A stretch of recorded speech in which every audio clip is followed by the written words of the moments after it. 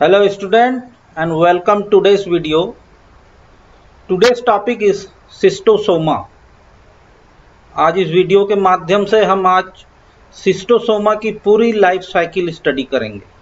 ये BSc final year का एक चैप्टर है जो पेपर फर्स्ट और यूनिट 5 में है और ये एनिमल जो कि एंडोपैरासाइट्स है, आज इसकी पूरी लाइफ हिस्ट्री हम कवर करेंगे। सबसे पहले पार्ट लेते हैं introduction. Schistosoma also known as blood flukes of man. Schistosoma को मनुष्य का ब्लड फ्लूक्स कहा जाता है क्योंकि ये मनुष्य के ब्लड में रहते हैं, अंतः परजीवी के रूप में, एंडोपैरासाइट्स के रूप में मनुष्य के ब्लड में रहते हैं। The schistosomes of man and other mammals belongs to the genus Schistosoma।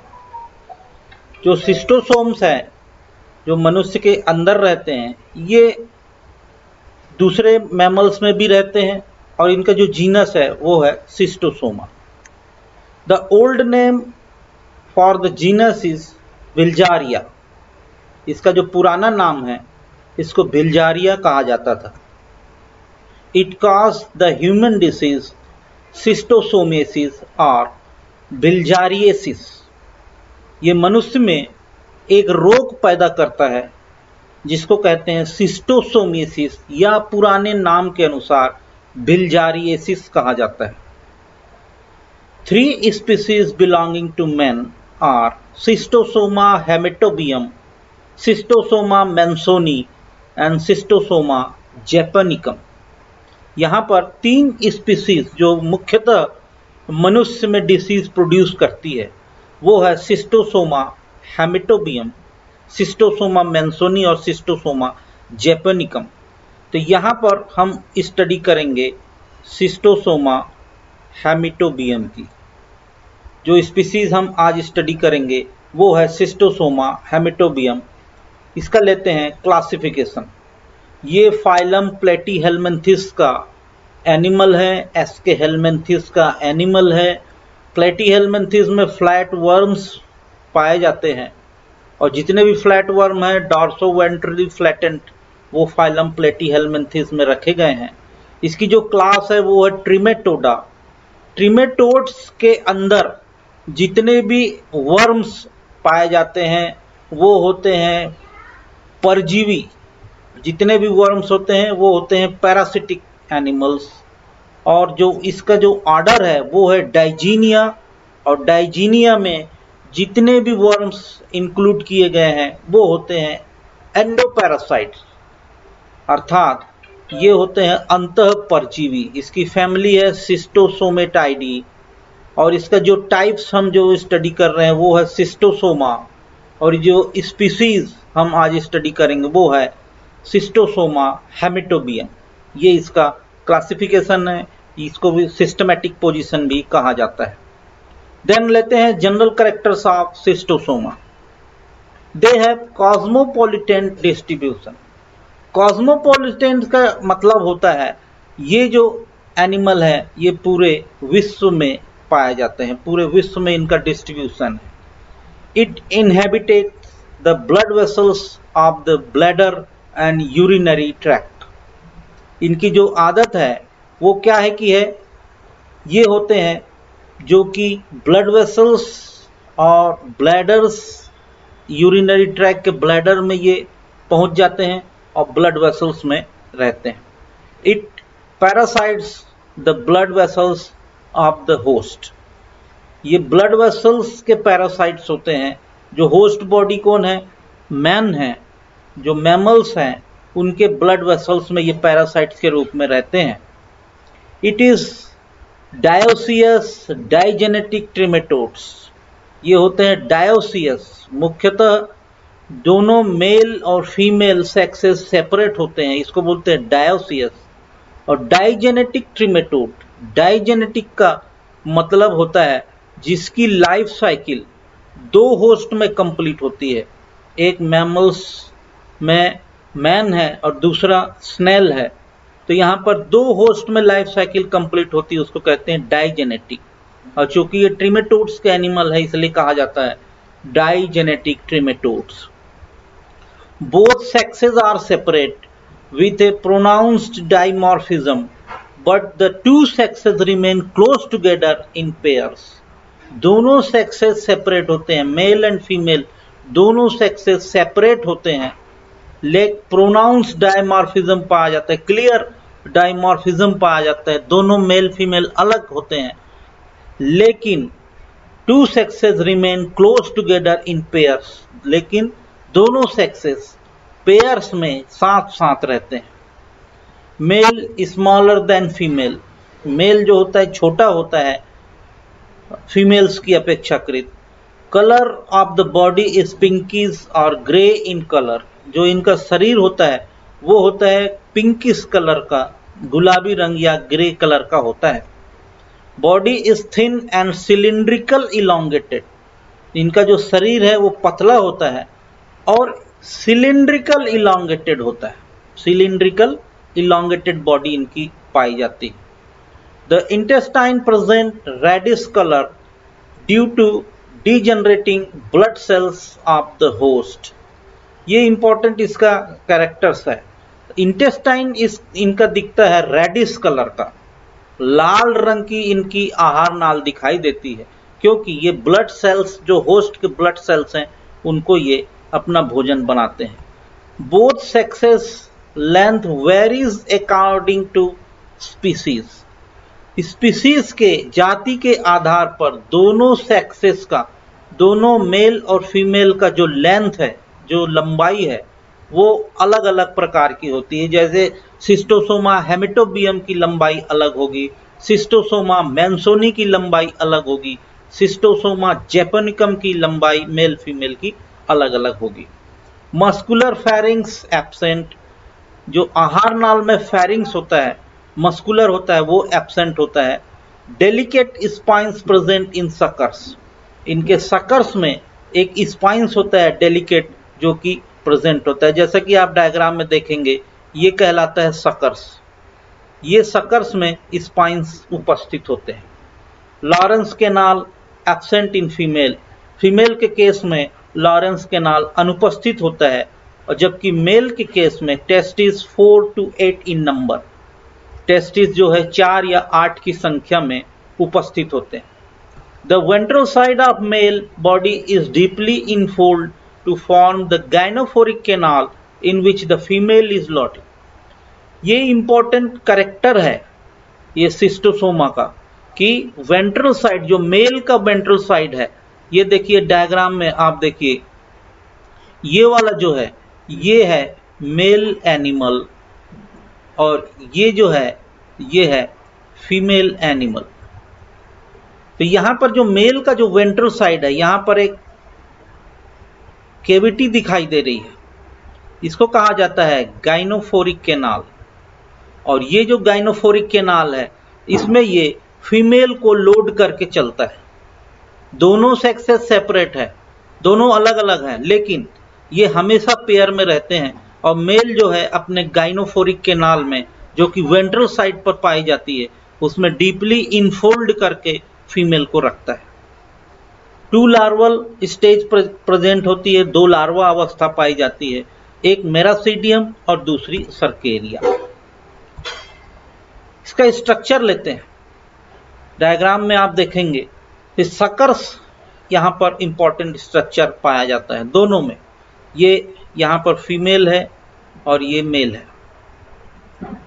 आप देखिए दोनों में सकर्स प्रेजेंट है, ये ओरल सकर्स है मेल का और ये ओरल सकर्स है फीमेल्स का।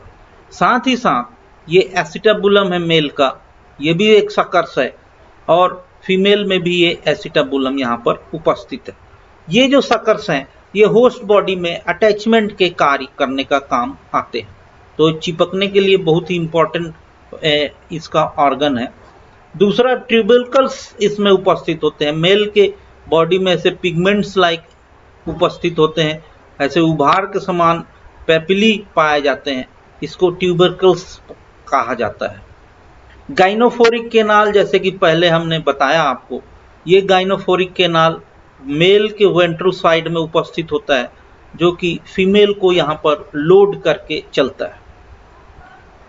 एक्सटर्नल एपर्चर्स इसमें पाए जाते हैं। एक्सटर्नल एपर्चर्स आप देखिए, माउथ में ये फीमेल का माउथ है ऊपर की ओर, ये मेल का है। ओरल सकर्स के बाद में पाए जाते हैं।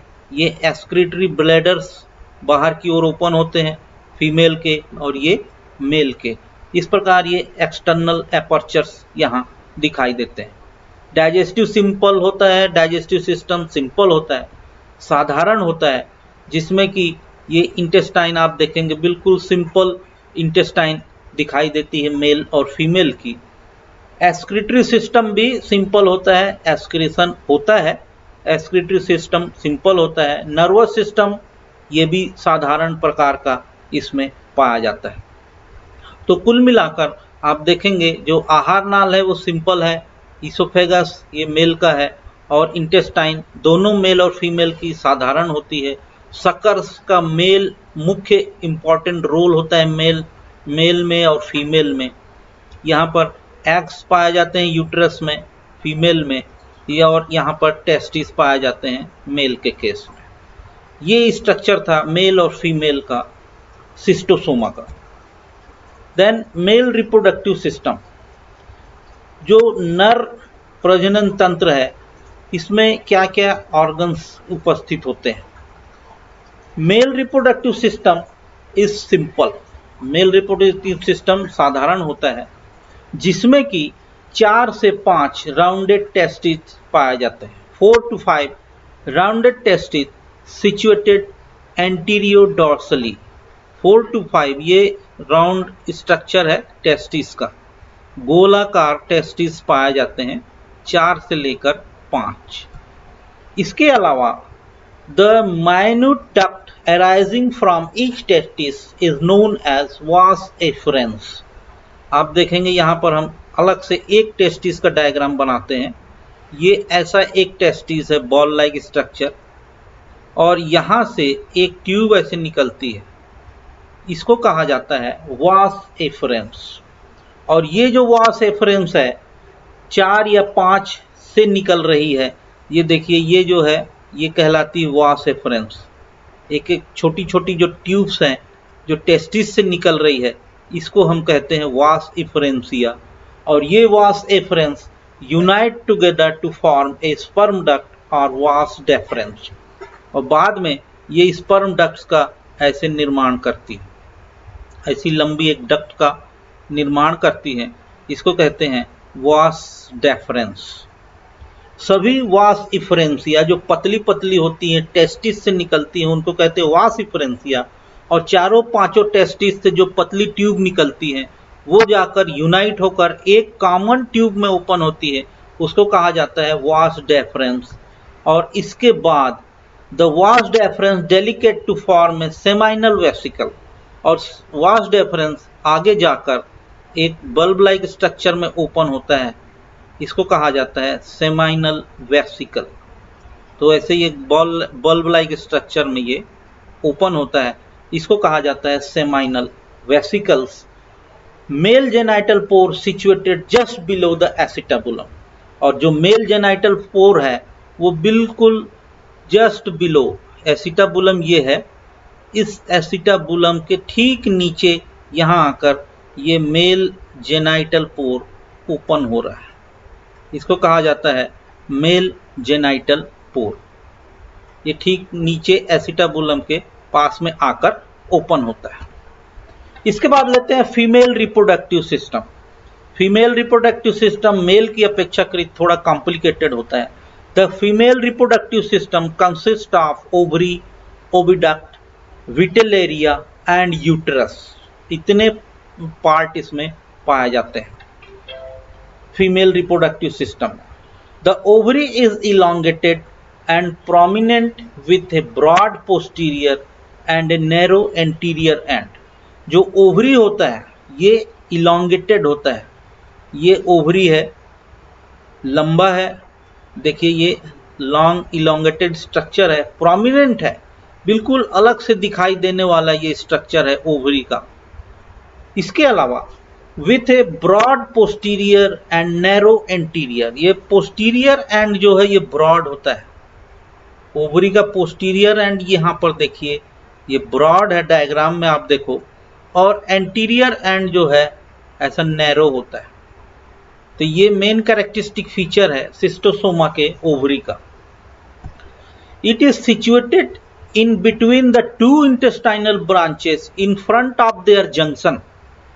इंटेस्टाइनल ब्रांचेस कहां पर है, ये आप देखिए, ये है इंटेस्टाइनल सीका, ये इंटेस्टाइनल सीका है और ये है इंटेस्टाइन। जब कॉमन एक इंटेस्टाइन निकल रही है उसको कहते हैं आहार नाल, और जाके ये दो भागों में जैसे ही बढ़ती है इसको कहा जाता है इंटेस्टाइनल सीका। तो ओवरी कहां पर पाई जाती है, it is situated in between the two intestinal branches in front of their junction. ये दो इंटेस्टाइन की ब्रांच है, ये दो इंटेस्टाइन की ये ब्रांच है, उसके जंक्शन में जहां पर दो इंटेस्टाइन की ब्रांच कटती है वहां पे ये ओवरीज उपस्थित रहती है। Oviduct originate from posterior part of ovary. ये ओविडक्ट जो है, ये वाली जो ओविडक्ट है ये पिछले भाग से, ये पिछला भाग है जो ब्रॉड एरिया है ओवरी का, यहां से ये निकल रही है। क्या निकल रही है, ओविडक्ट पिछले भाग से निकलती है। Oviduct bands upward and open into ऊ टाइप। और ओविडक्ट ये जैसे ओवरी है, ओवरी से जैसे ही ये ओविडक्ट निकलती है और तुरंत बैंड हो जाती है, ये बैंड हो जाती तुरंत। देखिए यहां पर ये बैंड हो गई, और बैंड होने के बाद सीधे जाकर कहां ओपन होती है, ऊ टाइप में ये खुलती है।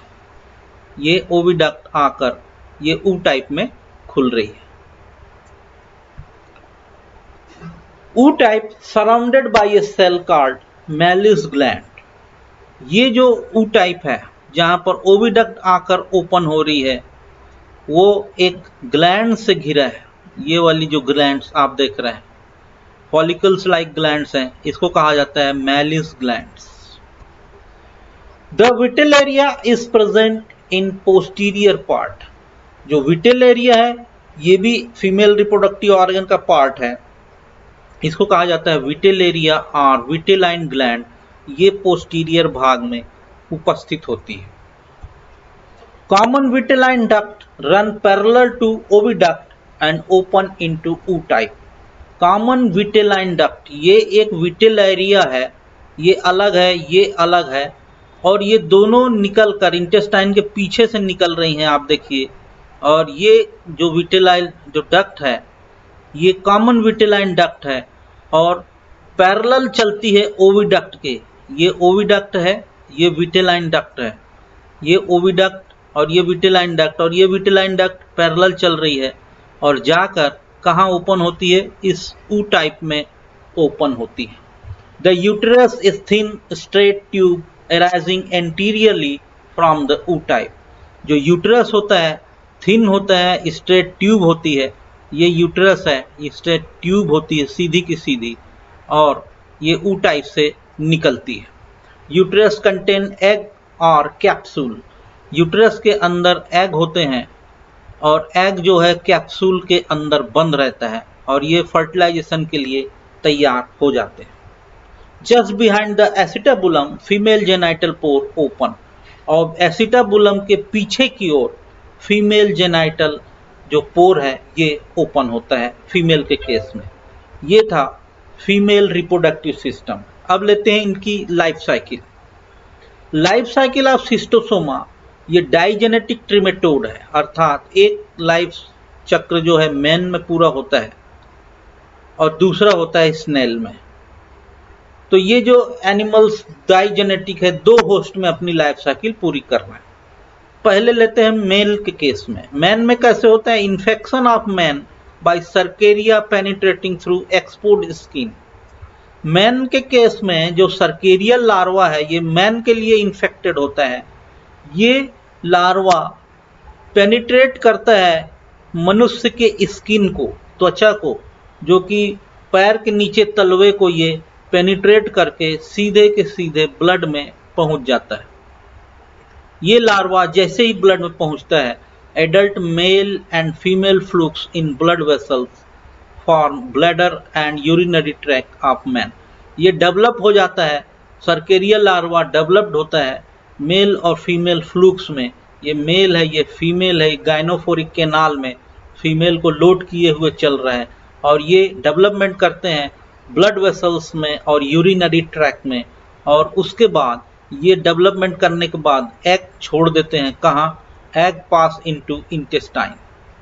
ये जितने भी एग्स हैं इसमें फर्टिलाइजेशन होता है, कॉपुलेशन होता है, और कॉपुलेशन होने के बाद मेल और फीमेल में फर्टिलाइजेशन होता है, जाइगोट का निर्माण होता है, और फीमेल में जो अंडे बनते हैं, जो एग बनते हैं, फीमेल कॉपुलेशन के बाद मेल से अलग हो जाती है और मनुष्य के इंटेस्टाइन में आकर अपने अंडे छोड़ देती है।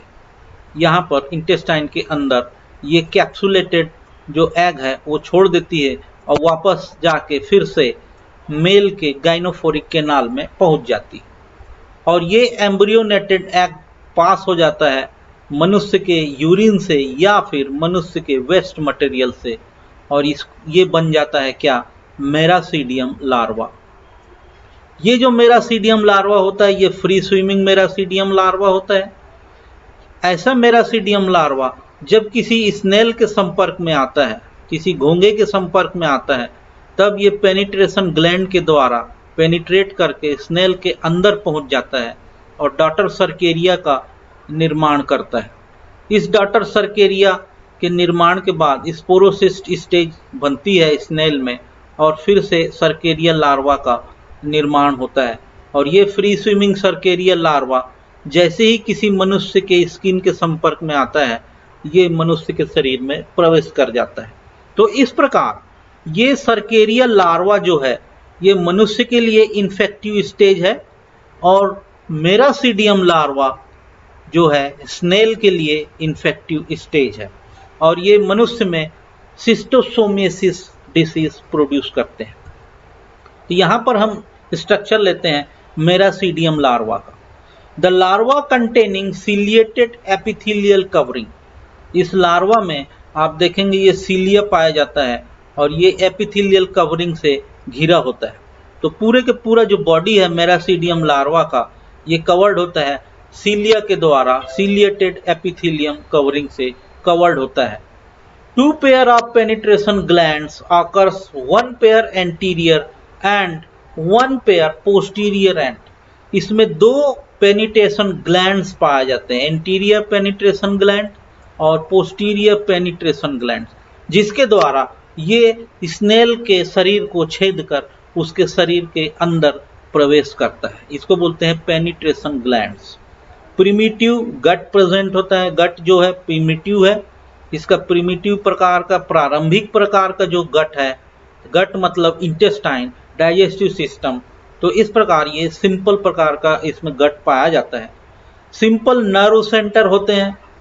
नर्व सेंटर जो है बिल्कुल साधारण प्रकार का उपस्थित होता है मेरासीडियम लार्वा सिस्टोसोमा के। 2 pairs of flame cells and groups of germ cells are also present. 2 pair flame cells पाए जाते हैं एक्सक्रीटरी सिस्टम के लिए। ये एक्सक्रीटरी ट्यूब्यूल्स है जिससे कि ये फ्लैम सेल्स लगे होते हैं, और ये 2 जोड़ी होते हैं, एक यहाँ पर है, एक जोड़ी ये है, और एक जोड़ी ऊपर की ओर आप देखेंगे फ्लैम सेल्स है। तो ये 2 पेयर्स में उपस्थित होते हैं जो एक्सक्रीशन में मदद करते हैं। इसके अलावा इसके बॉडी में ऐसे ग्रुप्स ऑफ जर्म सेल्स उपस्थित होते हैं। ये जर्म सेल्स नए लार्वा को डेवलपमेंट में करते हैं, जैसे स्पोरोसिस्ट लार्वा, रेडिया लार्वा और बाद में सर्केरिया लार्वा। तो sporocyst larva, redia larva parthenogenesis के थ्रू डेवलपमेंट होता है। Second larva stage produce by miracidium larva by parthenogenetically. Parthenogenetically का मतलब होता है कि मेल के नहीं होने के उपरांत भी वो जनरेशन जो है फिर से नई जनरेट पैदा कर सकती है। इसको बोलते हैं पार्थेनोजेनेटिकली नए लार्वा स्टेज का निर्माण होना। इसके बाद दूसरा लार्वा स्टेज है जो इम्पॉर्टेंट है, जो मैन के लिए इन्फेक्टिव स्टेज कहलाती है, वो है cercaria larva. Body of this larva is short and Oval. इस सर्केरियल लार्वा का आप डायग्राम देखिए, ये है सर्केरियल लार्वा। इसकी जो बॉडी है ये शॉर्ट है और ओवल शेप्ड में है, ओवल शेप में इसकी बॉडी है। Tail is long and forked and minute spines. जो इसकी जो टेल है वो लंबी होती है, ये लंबी टेल है और माइन्यूट स्पाइंस इसमें पाए जाते हैं। और ये फोर्क होती है, दो भागों में ऐसी बटी होती है, इसको बोलते हैं फोर्क्ड टेल, दो भागों में बटी हुई टेल। माइन्यूट इसमें स्पाइंस उपस्थित होते हैं। मेन इसका कैरेक्टरिस्टिक फीचर है, इसी के द्वारा इस सर्केरियल लार्वा को पहचाना जाता है। Oral and ventral suckers present. Oral में सकर्स पाए जाते हैं, इंटीरियर साइड में सकर्स यहाँ पर उपस्थित होते हैं। वेंट्रल सकर्स भी उपस्थित होते हैं, ये वेंट्रल साइड पर सकर्स पाए जाते हैं, जो ह्यूमन बॉडी को चिपकने के लिए ये इसमें सकर्स पाए जाते हैं। Pharynx absent, mouth open into oesophagus. Pharynx नहीं पाया जाता, फेरिंग्स अनुपस्थित होता है और माउथ जो है सीधा इसोफेगस में उपस्थित निकलता है, इसोफेगस में ओपन होता है और प्रिमिटिव प्रकार का इसका डाइजेस्टिव सिस्टम होता है। Larva contain excretory system and nerve element. Larva जो है एक्सक्रीटरी कंटेन जो होता है वो एक्सक्रीटरी सिस्टम, नर्व एलिमेंट पाए जाते हैं जो कि साधारण प्रकार के होते हैं। 5 पेयर ऑफ पेनिट्रेशन ग्लैंड्स उपस्थित होते हैं, 2 anterior oxyphilic glands and 3 pairs of posterior basophilic glands. यहाँ पर आप कंसंट्रेशन करेंगे, मुख्य इसका जो कैरेक्टर है वो है पेनिट्रेशन ग्लैंड्स। ये जो पेनिट्रेशन ग्लैंड्स है इसी की सहायता से यह ह्यूमन बॉडी के स्किन को पेनिट्रेट करके ब्लड वेसल्स में पहुंचता है। तो ये जो पेनिट्रेशन ग्लैंड्स हैं ये 5 पेयर होते हैं, जिसमें कि 2 एंटीरियर एंड पर, इसको कहा जाता है ऑक्सोफिलिक ग्लैंड्स, और 3 पोस्टीरियर एंड पर, इसको कहा जाता है बेसोफिलिक ग्लैंड्स। इस प्रकार total 5 pairs of penetration glands इसमें उपस्थित होते हैं। तो ये अपनी लाइफ साइकिल इस प्रकार 2 लार्वल स्टेजेस के रूप में चलाता है और इसको कंट्रोल करने के लिए, डायग्नोसिस करने के लिए ब्लड टेस्ट कराते हैं, जिसमें कि लार्वल स्टेजेस और ब्लड फ्लूक्स दिखाई देते हैं, जिससे पहचान हो जाती है कि यह सिस्टोसोमा का एनिमल ब्लड में पहुंच गया है। और इसको डायग्नोस करने के पश्चात जब इसका ट्रीटमेंट होता है तो बहुत सारी एंटीबायोटिक्स जो है डॉक्टर के प्रिस्क्रिप्शन के द्वारा दी जाती है, बहुत आसानी से क्योर किया जा सकता है। और प्रोफाइलेक्सिस में यहाँ पर जहाँ पर स्नेल है उसको ख़त्म कर देना चाहिए, और जिस मैन में या जिस मनुष्य में ये इन्फेक्शन हुआ है उसके जो वेस्ट प्रोडक्ट हैं, जो वेस्ट मटेरियल है, जो यूरिन है, जो मल है, उसको अच्छे से डिस्पोज करना चाहिए और स्नेल को जो है प्रोडक्शन नहीं होना देना चाहिए, जिससे कि इसका सेकेंडरी होस्ट नहीं मिलेगा तो ये इसकी लाइफ साइकिल पूरी नहीं होगी और ये एनिमल अपने आप ही ख़त्म हो जाएगा। तो इस प्रकार आज हमने सिस्टोसोमा, एंडोपैरासाइट, ट्रिमेटोड्स, डाइजेनेटिक ट्रिमेटोड्स, जो कि बीएससी फाइनल में पेपर फर्स्ट के 5वीं यूनिट का चैप्टर है, उसको आज हमने स्टडी किया। आशा है ये चैप्टर आपको समझ आया होगा। Thanks for watching. Thank you.